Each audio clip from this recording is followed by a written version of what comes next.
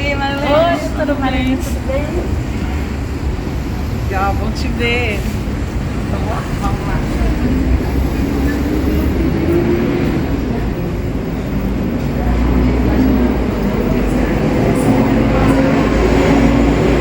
Olá, pessoal, tudo bem com vocês? Hoje eu acho que eu posso tirar o óculos, porque hoje eu vou só contar o caso para vocês que eu prometi trazer para os membros do canal. By the way, aliás, eu quero dar as boas-vindas, porque esse é o primeiro vídeo gravado para o canal Membros, para a aba Membros, né? Eu nunca sei. Enfim, hoje eu estou um pouco mais descontraída também, porque hoje é dia 31 de dezembro, um dia mega, blaster especial para mim, porque foi o dia que nasceu o meu primeirinho, o meu filho mais velho, filho da minha mocidade, como diria meu pai. Então hoje é um dia que eu não estou presente com ele, porque, enfim, ele mora em outro país, né? Mas já nos falamos hoje. Filho, um beijo para você, carinhoso, e um abraço. Aquele abraço que você sabe que eu sempre dou em você, viu? Então vamos lá. O caso de hoje foi um dos casos que mais marcaram a minha profissão, a minha trajetória profissional. Foi um caso que aconteceu, um erro médico hospitalar. No início eu achava que fosse apenas um erro médico, mas depois eu entendi que não. Primeiro houve um erro hospitalar. E que se esse erro hospitalar não tivesse havido, talvez, provavelmente, não teríamos tido o erro médico. Mas enfim, ambos erraram e caiu comigo esse caso. Tá? Então vou contar desde o início para vocês. Mas antes eu queria dizer para vocês, já pedir desculpas, porque eu não sei como é fazer um vídeo para membros, né? Eu creio que seja igual, né? Como aberto, né? Eu gostaria de pedir desculpas desde já também, pelo fato de que eu fui tentar gravar, porque eu queria levar, né, no caso, a minha cliente, que foi a cliente vítima do erro médico hospitalar, ao meu escritório para a gente conversar, para a gente fazer as gravações, para eu trazer pedaços dessa gravação para vocês. Mas ela não pôde, porque ela estava com a viagem marcada e eu queria fazer esse vídeo agora, né? E ela queria visitar a mãe, como de fato foi, está viajando. E aí eu tive que fazer no estabelecimentozinho que ela tem, na região central de São Paulo. E aí não foi um vídeo bacana, né? Então por isso eu não vou trazer, porque eu até editei, né, para dar uma diminuída, mas mesmo ele editado, não ficou legal, assim, muito bom, por causa do som. Fica num lugar muito barulhento, muito barulhento. A gente até foi para o fundo do estabelecimento, mas ainda assim não ficou tão legal. Mas de qualquer forma, eu trouxe para vocês verem, né? Aqui eu também vou trazer fotos, né, de mim e dela na época, porque nós fomos objeto de reportagens de jornal, também de televisão, mas da TV foi só a fala, né? Nós não aparecemos. Então eu quero trazer aqui para vocês esse caso, tá bom? Então, tudo começou quando eu fui procurada por ela em 1995, porque ela estava, é curioso, eu preciso falar esse início para vocês verem que ela foi vítima não somente do médico do hospital, mas também de uma advogada, uma colega. Então ela me procurou no final de 95, lá para novembro, dezembro, e ela me ligou apenas, dizendo que uma pessoa tinha me indicado para ela, o nome dela é Marlene, e ela me disse que tinha havido esse erro médico, para ela era só um erro médico, e que ela estava há mais ou menos 8 anos tentando receber a indenização por danos morais. E que o erro foi o seguinte, ela tinha 25 anos, em 89, o caso ocorreu, a cirurgia ocorreu exatamente no dia 14 de novembro de 1989, e num hospital bem famoso de São Paulo, o Hospital Santa Catarina. É um hospital muito bem conceituado, mas também houve esse erro aí. Então, em 1989, 14 de novembro, ela fez essa cirurgia. E a cirurgia era para tirar uma verruga na virilha esquerda, chamada cisto de Bartholin. E a Marlene, na época, em 1989, ela tinha 25 anos de idade, ela estava recém-casada e ela queria muito, muito engravidar.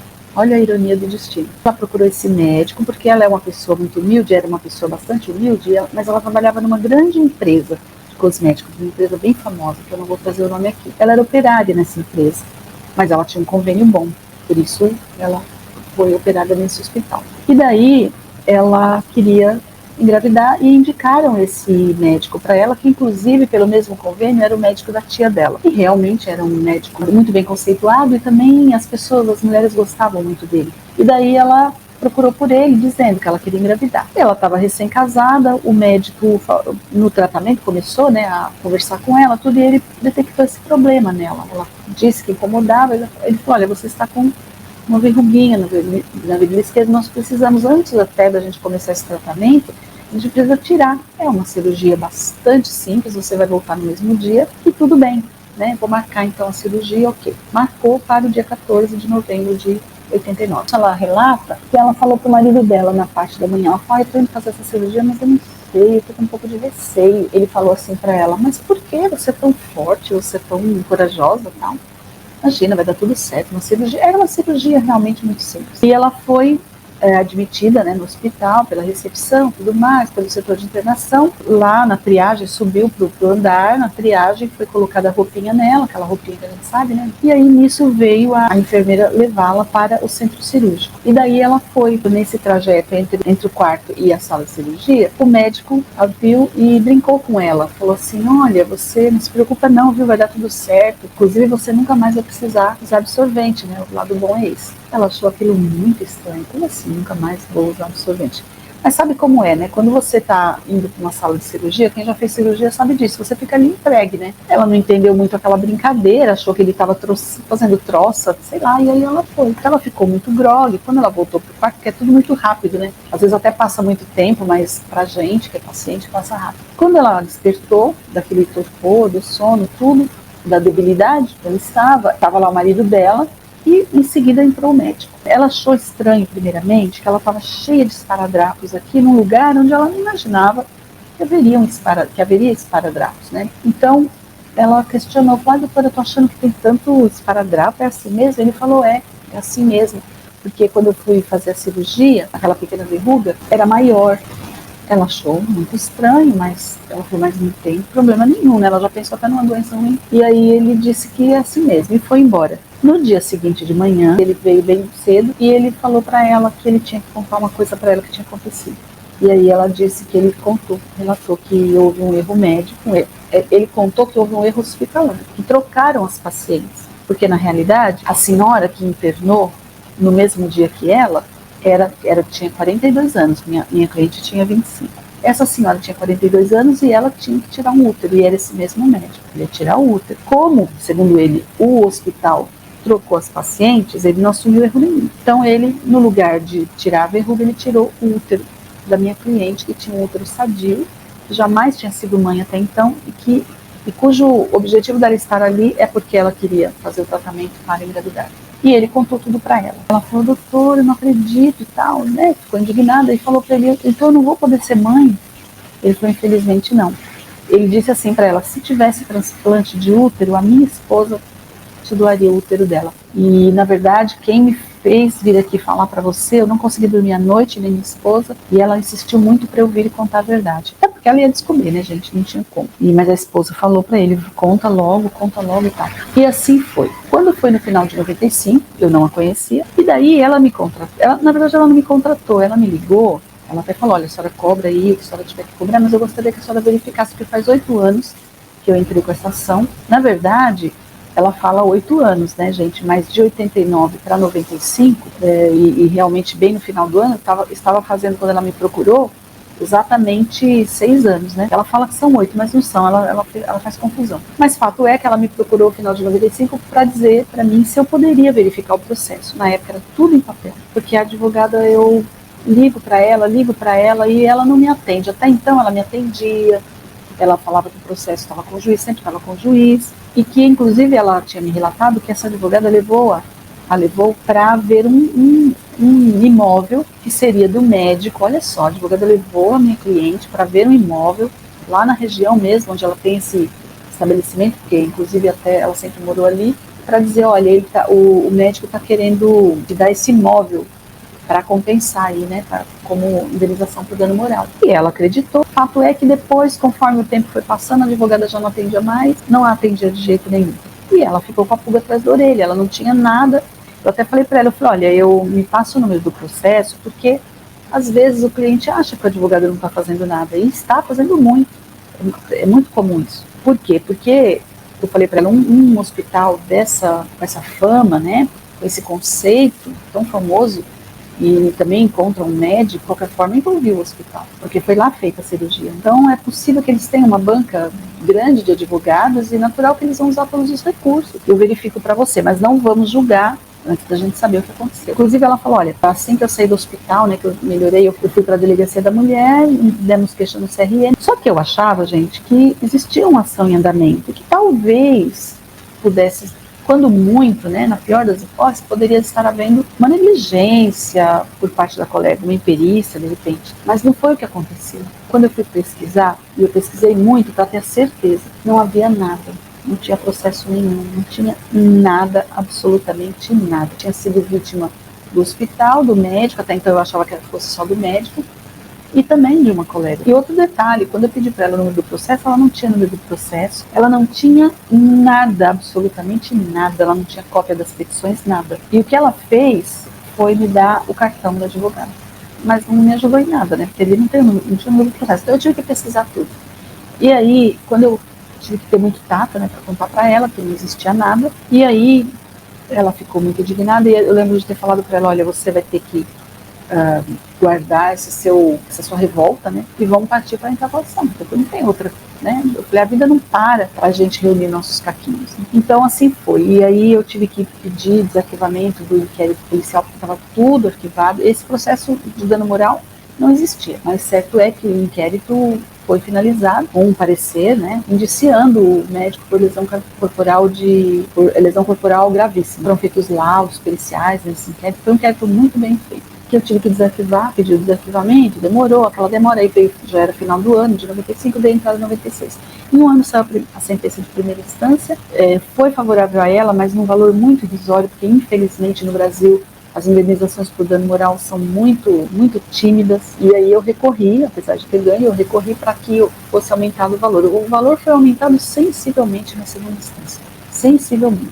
Inclusive o médico no início pediu segredo de justiça, porque ele alegava, e eu acho até que ele tinha razão, ele disse o seguinte, se o processo tramitasse sem o segredo de justiça, a imprensa, porque era um hospital famoso, a imprensa iria divulgar isso, e ele ia ficar ruim para ele não ia poder trabalhar. E em não trabalhando, ele não teria condição para, se condenado fosse, não teria condições de pagar a indenização. Eu não impugnei. O juiz concordou e colocou a tarja de segredo de justiça, a imprensa não tinha acesso. E eu falei, não, porque a gente não quer prejudicar o médico, a gente só quer que ele pague pelo dano. E aí o que aconteceu foi que o processo tramitou em segredo de justiça, até que houve um recurso do próprio médico, do hospital também, porque eles queriam que fosse nomeado um perito para fazer a avaliação nela. Só que tem o seguinte, na época, em 89, quando ela denunciou lá para a delegacia da mulher, houve um laudo assinado por, eu acho que foram 5 peritos. O delegado foi fundo, era uma delegada, né? Foi fundo nisso. E aí eu aleguei que não tinha sentido, falei para o juiz, isso com o juiz, né? Não tinha sentido nomear um outro perito, uma vez que já havia um laudo na época, né? Só que o juiz, ele deferiu o meu pedido, falou que não tinha necessidade de nomear perito. Realmente aquela perícia já valia, porque não modificou o estado dela, né? Não tinha o que fazer, já tinha sido retirado o útero indevidamente. E aí aconteceu que eles recorreram, porque eles queriam e fizeram de tudo para emperrar ao máximo o processo, para ela desistir, né? E aí eles recorreram para o tribunal, só que quando eles recorreram, que é um agravo de instrumento, nem é um recurso chamado apelação, quando eles fizeram esse recurso perante o Tribunal de Segunda Instância, o Tribunal de Segunda Instância não somente rejeitou o pedido deles, acatando o que o juiz decidiu, que realmente já existia um laudo assinado por 5 ou 6 peritos e que já era suficiente, o próprio tribunal viu de ofício, por conta própria, percebeu que estava em segredo de justiça, o próprio tribunal tirou o segredo de justiça. Quando tiraram o segredo de justiça, foi meio que automático. Aí a imprensa começou a divulgar o caso, o que foi bom, né, de certa forma, porque a imprensa tem o seu papel bom. Aí não teve perícia, né, isso foi bom porque economizou um bom tempo, né, porque ela já estava, imagina, ela já tinha sido vítima da colega, ficou tanto tempo esperando por um processo que nem existia, tive que começar do zero. E aí vem eles querendo ainda prorrogar ainda mais com perícia, porque aí tem todo o trâmite, demora um pouco. Sim. O juiz decidiu, deu ganho de causa para ela totalmente, né, condenou o hospital e o médico, mas num valor muito irrisório. E aí eu recorri, aí sim, uma apelação, né, dizendo que o valor era muito irrisório e tal. Eu apresentei os cálculos, né, porque eu fiz um cálculo, tem um cálculo que a gente faz. Então eu apresentei tudo mais e o tribunal acatou. O tribunal, olha, para vocês terem uma ideia, só para vocês terem uma ordem de grandeza, porque eu não lembro mais dos valores. É como se tivesse pulado para 50 mil, isso da época, não é valor de hoje, valor da época. É como se tivesse pulado, né, de 50 mil para 450 mil, tá? Em 96. Então você imagina que isso vai correndo juro de 1% ao mês. Só de juros você imagina, né? Então, o que aconteceu foi que foi dada essa sentença de segunda instância. Então, olha como a justiça trabalhou. Em um ano, deu menos de um ano até, com todos os recursos internos, né, de agravo de instrumentos, as coisas que a gente não é propriamente o recurso de apelação, deu um ano. Depois, para a segunda instância, mais um ano. Então, 2 anos, 2 decisões, né? Então, eu achei que foi bastante rápido por envolver um hospital tão famoso e um médico. E aí eu tive que estudar sobre a parte de enfermagem e a parte do cisto de Bartolini, da questão de útero e tal. Por quê? Porque quando tem perícia, a gente tem que fazer os quesitos, que são as perguntas para os peritos. Como é que uma pessoa que não entende nada de medicina, não entende nada de enfermagem, vai fazer quesitos? Assim como o juiz, ele não entende de tudo, ele precisa dos peritos dele, né? Quando ele precisa de um laudo. Então, da mesma forma, os advogados. Só que, para a parte de enfermagem, eu tinha uma irmã, que ela já faleceu, ela trabalhou no Hospital São Paulo muitos anos, um hospital escola, né? Ela trabalhou por muitos anos como enfermeira, então ela me explicou tudo como é que teria que ter funcionado. Então eu já sabia como era, como deveria ter sido. Agora, a parte médica, eu não encontrei nenhum médico para me ajudar. Né? Na época eu não tinha amigos médicos, hoje eu tenho, mas na época eu não tinha. Mas o meu médico particular, ginecologista, e até ficou surpreso quando eu comecei a fazer algumas perguntas para ele. Eu tentei fazer perguntas para ele para depois utilizar para os quesitos, né? Para os peritos. Mas pelas minhas perguntas, ele estava até escrevendo, ele parou e falou: por que você está me fazendo essas perguntas? Eu falei: não, é porque eu estou com um caso assim, assim, assim. Ele falou: envolve o doutor fulano de tal? Eu falei: sim, como você sabe? Ele falou. Aí ele parou de escrever e falou: mas esse caso ele já tinha sido absolvido. Eu falei: não foi, não. Ele falou: eu não acredito que você está com esse caso falou-se muito desse caso entre nós, os médicos. Meu Deus, eu falei: não, no CRM pode ser, mas eu não peguei a causa com o CRM. O CRM ele já tinha sido, não digo absolvido, mas eu me lembro, me parece que deu inconclusivo. Ele não foi penalizado. Eu falei: agora, eu estou pegando a causa com relação à indenização por dano moral. Essa ele não foi absolvido, nem existiu causa. Embora minha cliente achasse que já estivesse em andamento. Ele ficou muito assim, mas eu percebi que ele não quis, sabe, me ajudar. Eu entendo também, era colega dele, né?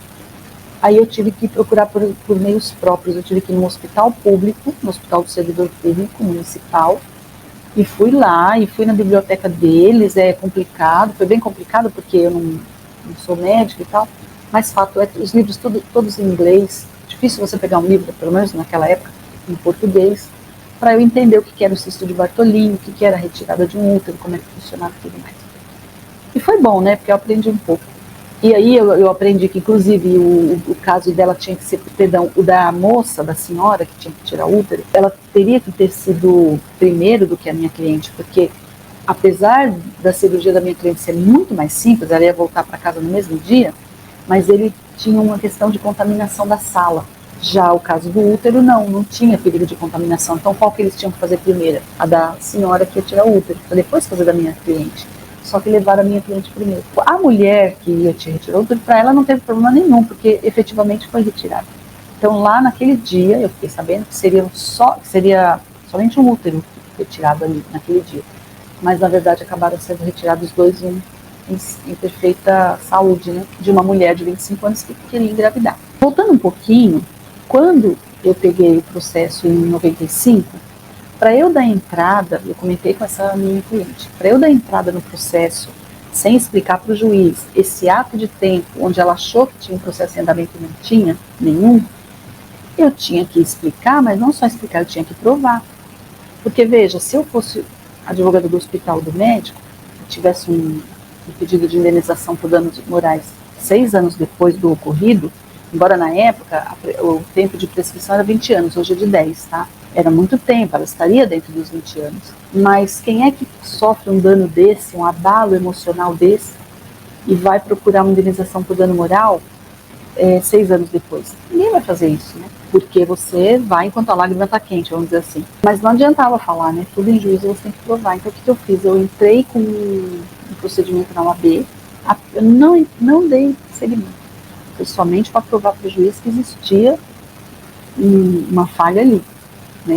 Então, até para que o hospital e o médico não pudessem alegar. Ah, mas como?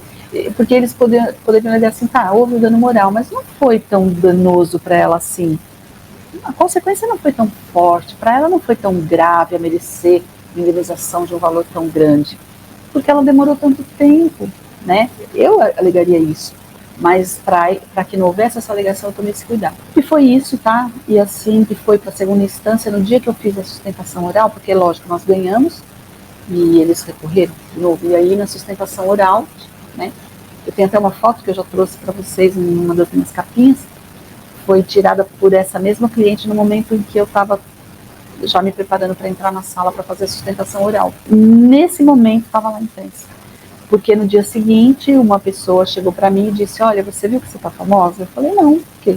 Olha aqui, aí estava no jornal, né, que eu tinha feito, e até as palavras que eu utilizei lá, só que meu nome saiu errado, né, em vez de Marina, saiu Maria, porque na época também eu estava casada, meu sobrenome também era diferente, mas as minhas palavras, as palavras que eu utilizei na sustentação oral, eles reproduziram uma parte delas, né? E depois, até a advogada do hospital me ligou e falou, você viu que a gente saiu hoje no Bom Dia São Paulo, né? Foi falado, só falado, né? Só comentário, que a minha cliente tinha ganhado essa ação. Eles continuaram recorrendo, a imprensa parou de divulgar, mas é o caso que eu queria trazer para vocês, e agora eu vou trazer algumas imagens dessa minha cliente, eu também algumas imagens, né, de mim e da cliente, nós conversando sobre o caso agora recentemente.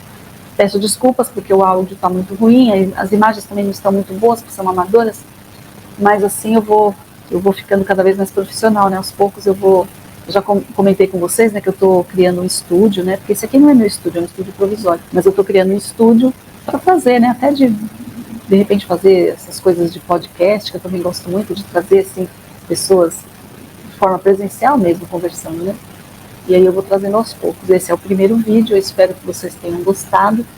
E então vocês fiquem aqui com as imagens e trechinhos da nossa conversa, tá bom? Eu espero que vocês tenham gostado. Muito obrigada por terem ficado até o final. Muito obrigado, né, pela inscrição como membros. E eu aguardo vocês para a próxima live ou para o próximo vídeo gravado, tá bom? Muito obrigada e fiquem com Deus. E aí, Marlene? Oi, tudo bem? Tudo bem? Legal, bom te ver. Vamos lá.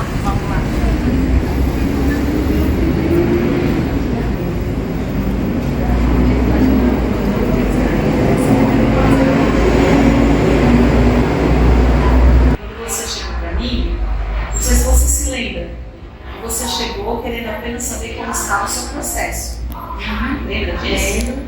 Doutora Marina, alguém me indicou a senhora? Foi a Joselita que me indicou, aí eu procurei a senhora e perguntei para a senhora se eu tinha alguma chance de ganhar.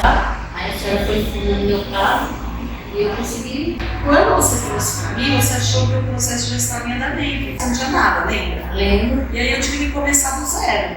No Hospital Santa Catarina, na Paulista, era pelo convênio. Só que quando eu saí de casa, eu sentia que o tapete não, sabe? Aí eu até falei pro Francisco, eu estou com medo de fazer essa cirurgia. Ele falou, mano, não vai ficar, vai acontecer isso. Isso, eu não lembro que você falou. Você também respeita. Eu tive assim, já um sentimento, sentimento de mim, sabe? Quando você não. Aí ele falou, vamos lá, sabe? Que era uma cirurgia simples. Eu ia fazer a cirurgia dessa outra paciente, depois ia fazer a minha. Aí quando a minha estava marcada para 2 horas da tarde. Aí quando deu meio-dia, a enfermeira chegou no quarto e falou, vamos? Eu falei, já? Ela disse, vamos lá, chegou às 4h. Aí eu fui, não sabia de nada. Aí quando chegou na sala, para entrar na sala de cirurgia, eu encontrei o médico, Aí passou a mão assim na minha cabeça e falou assim, eu vou te dar um copo bem grande na cabeça. Eu vou te dar um copo bem grande na barriga que vai precisar você nunca mais usar absorvente. Eu fiquei assim, eu achei que era brincadeira, eu achei que ele estava brincando. Aí eu entrei na sala de cirurgia, me sedaram, aí não mais nada, né? Só que quando eu acordei da cirurgia, eu passei a mão na minha barriga e achou estranho, porque eu estava com copo na barriga, né? E não era ele, não ia ter copo. Aí depois, na hora da visita, aí ele veio me ver, aí ele foi e falou a verdade pra mim, né? Eu tinha acontecido com ele, que trocaram os pacientes, que em vez de fazer a minha cirurgia, ele fez de outro paciente, e da outra paciente ele fez de mim. E que eu nunca mais eu poderia ter um filho. Né? Aí eu falei, vai ter com ele, mas eu não vou poder mais ter um filho. Ele disse, não, infelizmente não. Se existisse transplante de útero, a minha esposa doaria o dela para você, porque a gente já tem os 2 filhos. Porque eu me lembro que você tinha dito que quando ele chegou, depois da cirurgia, ele chegou a primeira vez que a gente veio, você falou, eu tô achando estranho esse tanto de descarregado e tal. E ele falou assim, porque na verdade quando eu abri, parecia que tinha uma laranja grande, como uma laranja. Você lembra disso? Mais ou menos. Você me contou isso. Aí depois ele foi embora. Aí no dia seguinte de manhã, ele foi para casa, ele não ia falar a verdade isso para é mim. Ele não ia falar a verdade para mim. Aí ele foi para casa, conversou com a esposa dele, a esposa dele falou que era melhor ele falar a verdade, porque eu ia atrás, ia procurar, ia passar em documento e ia saber, ia descobrir a verdade. Aí foi o que ele falou, ele não falou. No hospital não tinha que procurar, porque eu falei, né, não tinha processo, porque eu falei para a senhora, né, no hospital Santa Catarina, só que eu quero processar o hospital e o médico. Porque eu acho que o médico levou só. Não ficou provável. Né? Eu pesquisei ali, porque, como eu comentei, né, para médicos, você não encontra médicos de auxílio, você não recebe. Agora, a enfermagem, meu filho estava bem enfiado, eu tinha uma irmã na época, ela foi enfermeira do Estado de São Paulo por muitos anos. E ela sabia tudo sobre como você faz a triagem daquele paciente que está chegando no hospital e tudo mais. E houve uma falha, porque se o hospital não tivesse falhado, ele pode até ter tido o cuidado que ele deveria ter tido, mas ele não teria. Então, o erro começou no hospital e terminou com ele. Foi isso que eu achei errado, era ali. Aí a gente fez um BO lá, e eu acho que lá na delegacia foi para o hospital. Intimaram o hospital, né? Eu até perguntei para ele, mas para que você tirou? Porque se o estava perfeito, porque aí ele pôs a culpa no hospital. Né? No hospital pôs a culpa dele. Aí ele foi falando assim, eu não sei. O erro começou no hospital, que pegou os pacientes. Ele falou para mim, o erro começou no hospital porque ele pegava os pacientes e trocaram. Botaram a minha ficha para outra paciente, a ficha da paciente colocaram para mim. O erro dele foi ter confiado na triagem do hospital. E uma coisa que eu sempre chamo a atenção dos meus inscritos, o pessoal que faz o canal, eu falo assim, a justiça, ela nunca, a pessoa fala, eu pedi justiça por fulano, justiça por ciclano, justiça por beltrano, mas a justiça ela nunca consegue repor a situação ao estado anterior. Nunca consegue. Ela consegue, de certa forma, compensar a dor, né? Então, assim, se você não tivesse recebido essa compensação, porque ele não foi punido por ser não foi punido. Mas como a pessoa faz uma coisa dessa? Ele não foi punido. Eu acho que se não fosse assim, porque assim, era uma coisa assim, então também, sabe? Eu falei assim, eu acho que eu nunca vou ganhar esse caso. Aí, uma vez que a Jo falou, Marlene, o polícia, a senhora já estava firme, né? O pessoal serviço de... Até hoje eu tenho serviço de joias. De joias, né? Aí ela é muito boa, foi através dela que ela me passou seu contato, eu consegui. Aí falar com a senhora e perguntei, vamos ver se eu achar que tem chance de alguma coisa, eu te aviso. Primeiro a gente só ia investigar, porque se a colega estivesse fazendo certinho, porque às vezes o cliente vem e acha que o advogado não está fazendo nada, ele não é. Inclusive nós saímos em 2 jornais, né? Um com foto e sem foto. Eu lembro até hoje, quando a gente foi lá no fórum, a gente comprou com ele, foi tomar um café do lado, no barzinho que tem do lado do fora ali, aí lá ele conseguiu resolver fazer o acordo, né? Só que ele fez um acordo muito baixinho, essa falou, não, por isso não. Esse aí a gente não vai aceitar. Então é isso. Eu quero te agradecer por receber. Sei que você está indo para casa de maninha. Uma outra coisa que eu esqueci de falar. Você está gravando ainda, né? Só para eu encerrar já. Não durma não. Ele tem esse jeito, você nunca sabe se tá sério ou se não tá.